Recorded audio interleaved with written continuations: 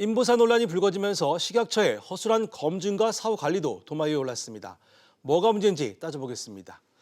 조석희 기자, 네. 2017년 4월이죠. 인보사 판매 허가를 결정하는 1차 심사 때에는 전문가들의 반대로 통과가 안 됐단 말이에요. 당시 허가를 반대한 이유는 뭐였습니까? 일단 이 1차 회의 때 총 7명의 심사위원 중 6명이 이 코오롱 인보사의 시판 허가에 반대 의견을 냈습니다. 네. 당시 회의록에도 자세한 이유가 나와 있는데요. 예. 다수 의원이 연골 재생 효과는 없고 통증 완화 효과만이 있다. 환자에게 유전자 치료 질환 위험과 고액의 치료 부담을 안기는 건 적절치 않다고 나와 있습니다. 예. 전문가들은 약의 효능을 입증하는 과정에 대해서도 문제가 있다고 지적을 했습니다. 기존 치료제인 이 스테로이드나 히알루론산과 같은 비교 실험을 하지 않고 골관절염의 효능이 입증되지 않은 이 생리식염수를 통해 생리식염수를 대상으로 임상을 진행한 바 있다고 지적을 했습니다. 네. 고작 식염수보다 낫다는 연구 결과만을 가지고 인보사를 유전자 치료제로 허가해달라. 이 말은 말이 되지 않는다는 얘기죠. 자, 그런데 2달 뒤에 열린 2차 심사에서는 판매 허가가 났단 말입니다. 네. 사실 이 부분도 선뜻 이해가 안 가는 대목인데 그래서 의료계 관련 시민단체들은 허가 과정에서 의혹을 제기하고 있는 거죠. 네, 그렇습니다. 먼저 이 인보사를 판매를 허가한 이 2차 회의에서는 예. 1차 때 반대 의견을 냈던 이 전문위원 가운데 이 상당수가 절반이 교체되는 등 인적 구성에 문제가 있다는 의혹이 제기되고 있는 상황입니다. 예. 1차 때 원래 소집한 의원을 다 소집하는 게 원래 상례입니다. 2차 중앙약심 소위를 열 때는 1차 때 오셨던 7명 중에 3분을 제외를 했어요. 그리고는 5명이 새로 들어갔습니다. 근데 이 5명 위원들이 전부 찬성하는 사람들이었던 거예요, 사실. 노골적으로 사실은 인보사가 허가받을 수 있는 인적 구성으로 바꾼 것이죠.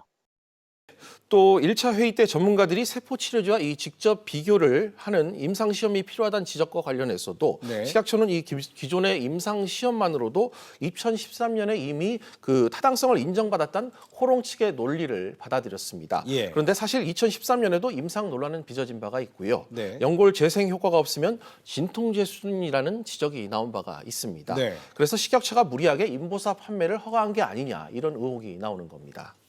코롱에서 제출한 자료만 가지고 사실 허가를 해준 거고요. 유전자 세포 치료제이기 때문에 안전성이라든가 아니면 세포가 정확하게 맞는지, 그다음에 이 세포가 적절한 수준으로 관리되고 있는지를 확인을 해야 됩니다.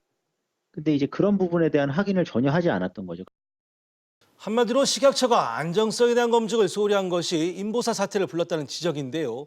자, 효능과 관련해서도 의료 현장에서는 그 식약처의 판매 허가에 문제가 있다는 말이 나오고 있는 거죠. 예, 그렇습니다. 인보사의 이 안전성과 효능에 잇따라 의문이 제기되고 있어서입니다. 네. 앞서 이 국내에서 실시했었던 임상 장기 추적 결과를 통해서도 통증 개선 효과는 있지만 연골 재생 등 혁신적인 그 개선 효과는 전혀 발견되지가 않았습니다. 예. 인보사를 비싼 진통제에 불과하다고 지적하는 것도 바로 이런 이유에서입니다. 결국 피해는 이 처방받은 환자들에게 고스란히 돌아갈 수밖에 없는데 이 식약처가 뒤늦게 투약한 환자를 전수조사하겠다, 추적 조사를 하겠다고 밝혔지만 당국에 대한 신뢰는 이미 땅에 떨어진 상태입니다. 자, 한 대 몇백만 원씩이라는 고가의 치료제에서 이렇게 종양을 유발하는 세포가 나왔다는 사실 그야말로 충격적입니다. 그렇습니다. 지금 문제가 된 이 계속해서 제기되고 있는 신장세포는 암세포처럼 잘 자라는 특징이 있습니다. 예. 그래서 전 세계적으로 세포은행에서는 인체 투약을 금지하는 등 세포 증식용으로만 허용하고 있는 실정입니다. 예. 특히 우리가 암이라고 부르는 악성 종양 이 발생 위험 때문에 네. 인보사를 맞은 환자들이 결국 불안감에 떨고 있는 셈이기도 하니까요. 예. 코롱 측은 사전에 방사선 처리와 정밀 필터로 이 부분을 걸러냈다고 지금 주장을 하고 있지만 아직 의학적으로는 안전성을 입증받지 못한 상황입니다.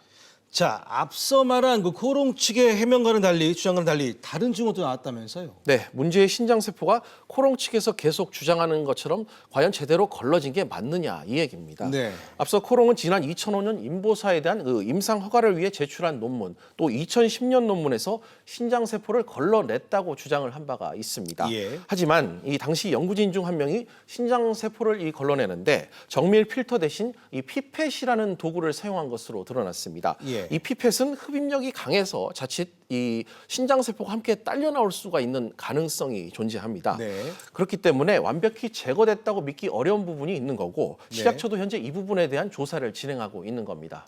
자, 이번에는 식약처 문제 한번 짚어보죠. 식약처는 허가 과정뿐만 아니라 그 사업 관리에도 부실했다는 비판이 크게 나오고 있어요. 네, 식약처는 3월 22일에 코롱으로부터 주성분 세포가 바뀌었다는 사실을 통보받았는데요. 네. 하지만 그로부터 일주일 동안 인보사 유통과 판매 금지 조치를 하지 않았습니다. 네. 이렇게 식약처가 늑장 대응을 하는 동안 27명의 환자가 인보사를 맞은 것으로 드러났는데요. 네. 식약처의 허술한 사후 관리에 비판이 쏟아지는 이유입니다.